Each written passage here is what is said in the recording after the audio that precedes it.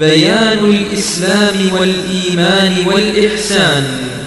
عن عمر رضي الله عنه أيضا قال: بينما نحن جلوس عند رسول الله صلى الله عليه وسلم ذات يوم، إذ طلع علينا رجل شديد بياض الثياب شديد سواد الشعر، لا يرى عليه أثر السفر ولا يعرفه منا أحد، حتى جلس إلى النبي صلى الله عليه وسلم فأسند ركبتيه إلى ركبتيه ووضع كفيه على فخذيه وقال: يا محمد، أخبرني عن الإسلام. فقال رسول الله صلى الله عليه وسلم: الإسلام أن تشهد أن لا إله إلا الله وأن محمدا رسول الله، وتقيم الصلاة وتؤتي الزكاة وتصوم رمضان وتحج البيت إن استطعت إليه سبيلا. قال: صدقت. فعجبنا له يسأله ويصدقه. قال: فأخبرني عن الإيمان. قال: أن تؤمن بالله وملائكته وكتبه ورسله واليوم الآخر، وتؤمن بالقدر خيره وشره. قال: صدقت. قال: فأخبرني عن الإحسان. قال: أن تعبد الله كأنك تراه، فإن لم تكن تراه فإنه يراك. قال: فأخبرني عن الساعة. قال: ما المسؤول عنها بأعلم من السائل. قال: فأخبرني عن أماراتها. قال: أن تلد الأمة ربتها، وأن ترى الحفاة العراة العالة رعاء الشاة يتطاولون في البنيان. ثم انطلق فلبثت مليا، ثم قال: يا عمر، أتدري من السائل؟ قلت: الله ورسوله أعلم. قال: فإنه جبريل أتاكم يعلمكم دينكم. Salam alaikum, chers abonnés. Et ceux qui ne le sont pas encore, n'oubliez pas de vous abonner, de liker et de partager pour ne rien manquer. Tout d'abord, je vous remercie infiniment, en espérant être à la hauteur de la confiance dont vous me témoignez. Donc, aujourd'hui je vais vous citer quelques anges, leurs noms, leur rôle et leur mission. Alors nous allons commencer par Israfil, c'est lui qui soufflera dans la trompette pour annoncer le jour du jugement.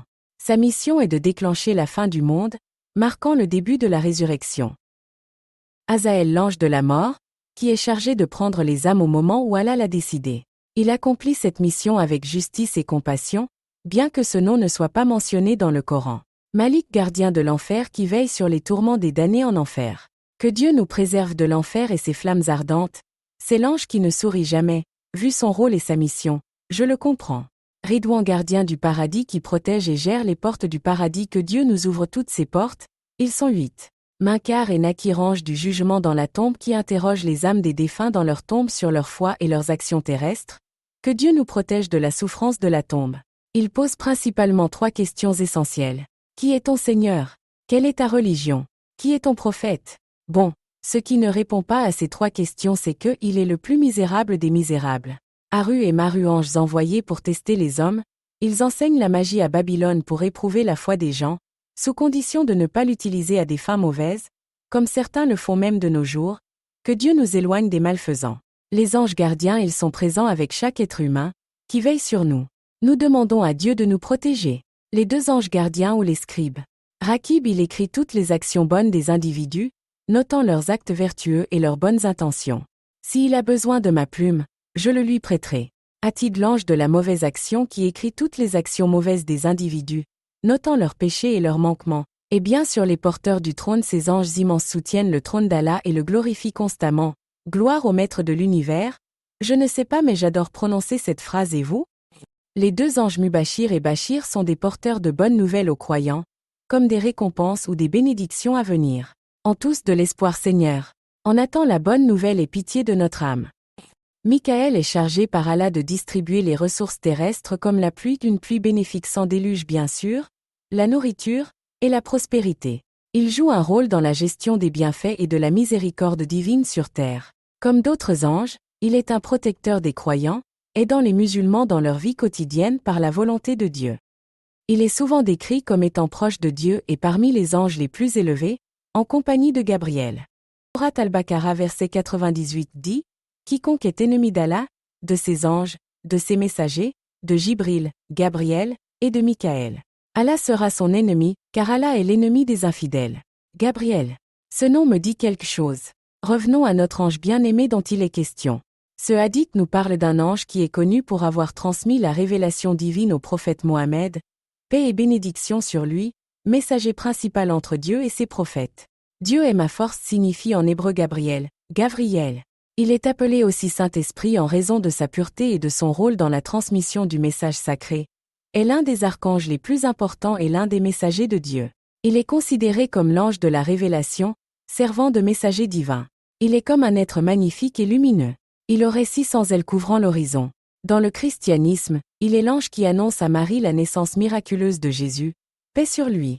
On le retrouve aussi dans la tradition juive, où il est souvent considéré comme un messager puissant de Dieu. Ce qui est fascinant chez cet ange, c'est son rôle de lien entre le ciel et la terre, entre le Créateur et ses créatures. C'est à travers lui que la parole de Dieu descend sur les prophètes pour guider les hommes vers la vérité et la lumière. Je ne suis peut-être pas un prophète mais j'aimerais bien recevoir sa visite un jour. Pas vous? À trop regarder les étoiles, on oublie de regarder la route ou chanter dans la lune. C'est bien beau, mais n'oublie pas de revenir sur terre.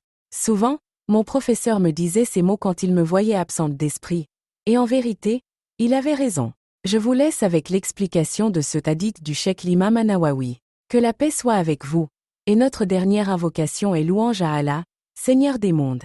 En disant cette phrase, j'ai l'impression d'être un grand imam à la Mecque. Cette explication est celle du Cheikh Al-Utema. Les leçons tirées de ce hadith sont nombreuses. Le prophète, bénédiction et le salut soient sur lui, avait pour conduite de s'asseoir avec ses compagnons. Cette conduite émane de son caractère noble. Il convient donc à ce que l'homme soit sympathique avec les gens, proche d'eux et ne doit pas s'isoler. Se mêler aux gens est mieux que de s'isoler d'eux tant que l'homme ne risque pas d'être tenté dans sa religion. S'il a peur pour sa foi, il est préférable de s'isoler. Le prophète, bénédiction et le salut soient sur lui, a en effet dit « Nous ne sommes pas loin du temps où la meilleure fortune du musulman sera un troupeau de moutons avec lequel il parcourt les cimes des montagnes et les points de tombée de la pluie, fuyant ainsi avec sa religion les tentations et les troubles. Les anges, le salut sur eux, peuvent apparaître aux gens avec des formes humaines. L'ange Gabriel, le salut sur lui, apparut aux compagnons.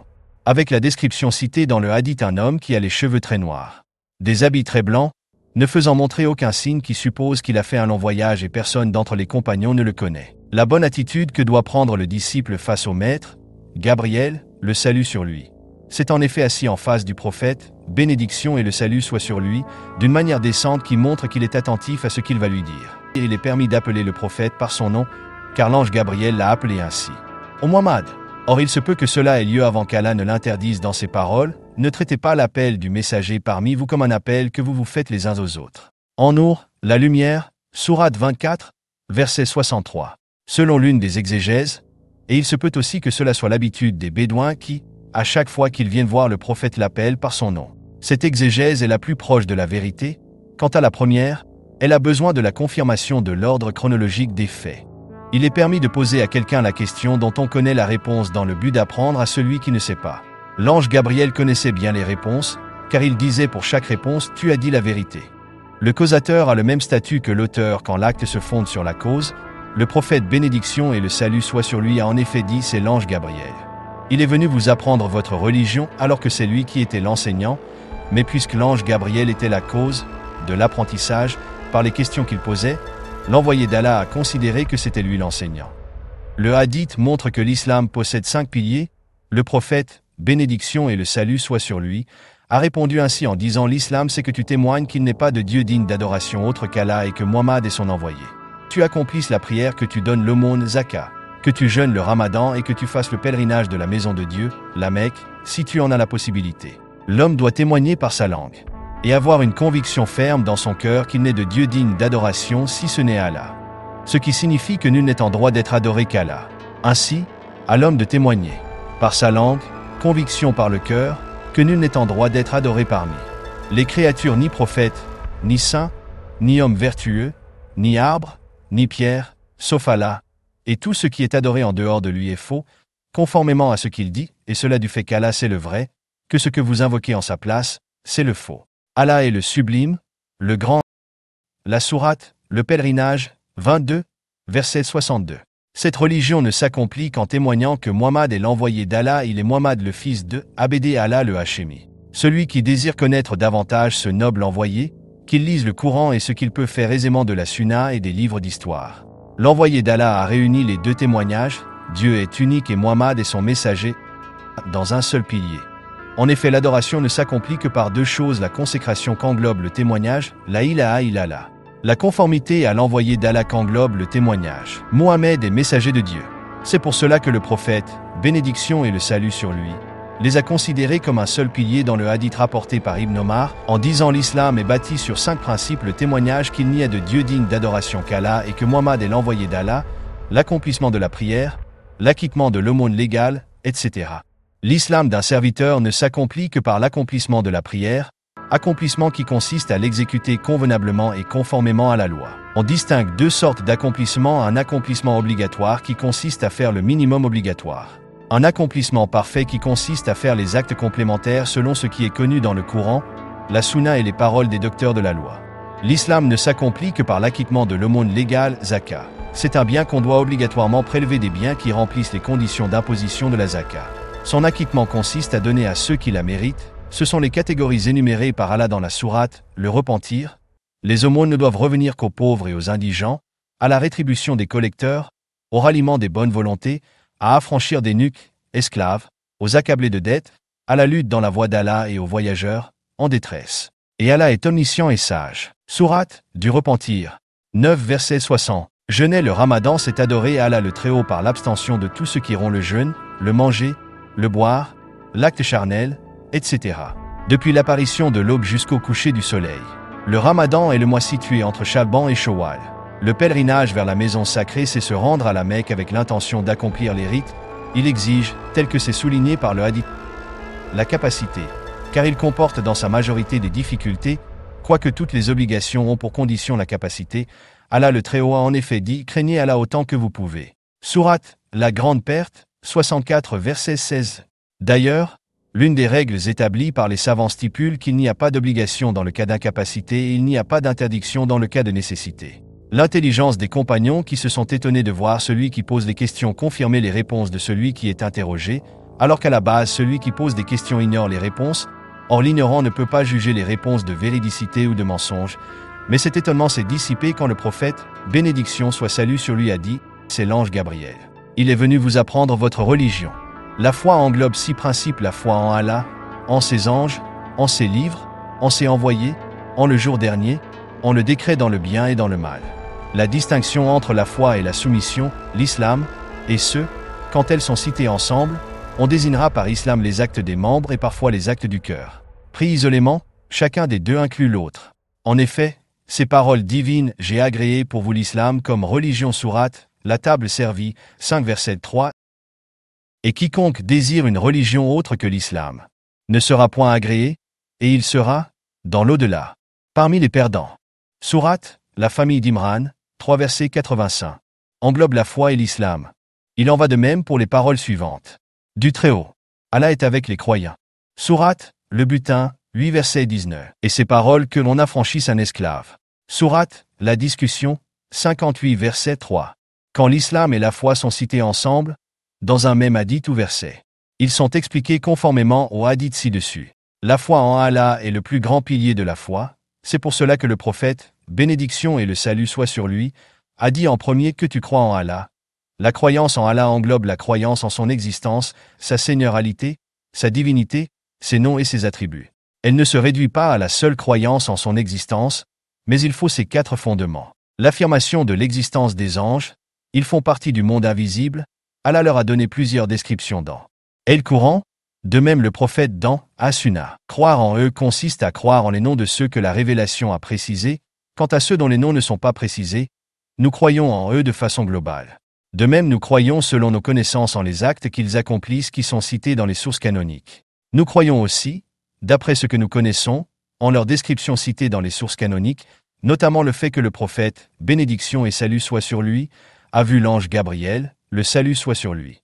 Dans la forme selon laquelle il a été créé, il avait 600 ailes emplissant tout l'horizon. Notre devoir vis-à-vis des anges consiste à croire en eux et à les aimer parce que ce sont des adorateurs d'Allah qui accomplissent sans trêve ses ordres.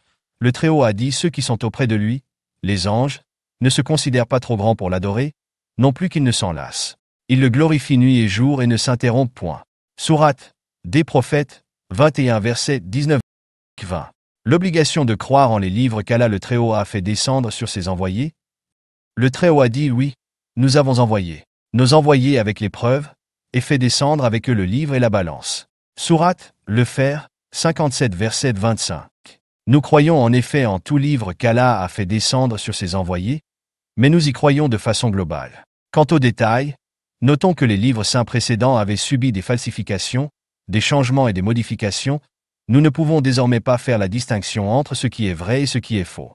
Pour ce qui est de la pratique, nous mettons en pratique ce qui est descendu sur Muhammad, bénédiction et le salut soit sur lui. Uniquement, les lois divines précédentes ont été abrogées par notre religion, l'islam. L'obligation de croire en les messagers. Nous croyons que tout messager envoyé par Allah est vrai, apportant la vérité, véridique dans ce qu'il a informé, véridique dans ce qu'il a recommandé. Nous croyons globalement à ceux que nous ne connaissons de façon précise, et de manière détaillée à ceux que nous connaissons de façon précise. Le Très-Haut a dit oui, nous avons envoyé des envoyés avant toi. Il en est de qui nous te narrâmes l'histoire, d'autres de qui nous ne l'avons pas fait. Le pardonneur, 40 verset 78. Donc ceux de qui Allah a narré l'histoire et dont les renseignements nous sont parvenus, nous croyons en eux de façon détaillée. Quant à ceux que nous ne connaissons pas, nous croyons en eux de façon globale. Le premier d'entre les messagers est Noé, et le dernier est Muhammad, comptant parmi les 5 hommes de rigueur qu'Allah a réunis dans 2 versets du Coran dans la sourate les coalisés. Il a dit, lorsque nous reçûmes des prophètes leur engagement de toi, Muhammad, de Noé, d'Abraham, de Moïse, de Jésus fils de Marie. Sourate, les coalisés, 33 verset 7, et il a dit dans la sourate, la consultation, 42 verset 13, pour vous il a édicté en fait de religion ce qu'à Noé il recommanda, et notre révélation à toi, Muhammad, et à ce que nous avons recommandé à Abraham, à Moïse, à Jésus accomplir la religion n'en point faire matière à division. La croyance au jour dernier, c'est le jour de la résurrection. Il est appelé jour dernier parce qu'il est la fin des étapes pour l'homme. Ce dernier passe en fait par 4 étapes. La première demeure le ventre de sa mère. La deuxième demeure ce bas monde où nous vivons. La troisième demeure le firmament, le monde de la tombe. La quatrième demeure, celle du jour dernier. Il n'y a pas de demeure après celle-ci. C'est soit le paradis soit l'enfer. Il entre dans la croyance au jour dernier, tel que le souligne le cheikh al-Islam Ibn Taymiyyah, tout ce dont le prophète, bénédiction et le salut sur lui, a informé comme événement après la mort, incluant ce qui se passe dans la tombe, notamment les questions posées sur son Seigneur, sa religion et son prophète, et ce qu'il vivra dans sa tombe comme félicité ou châtiment. L'obligation de croire au décret dans le bien comme dans le mal, cette croyance se présente sous 4 degrés. Le premier degré consiste à croire qu'Allah embrasse toute chose de sa connaissance, de façon globale et détaillée, dans le passé et dans le futur. Le deuxième degré consiste à croire qu'Allah a écrit sur la table gardée les destinées de toutes choses jusqu'à l'arrivée de l'heure de la résurrection. Le troisième degré, c'est le fait de croire que tout ce qui se passe dans l'univers est sous sa volonté souveraine, rien n'échappe à sa volonté. Le quatrième degré consiste à croire qu'Allah a créé toutes choses qu'il s'agisse de ce qui se produit des actes qui lui sont propres, comme la descente de la pluie, la poussée des plantes, ou des actes des hommes et des autres créatures.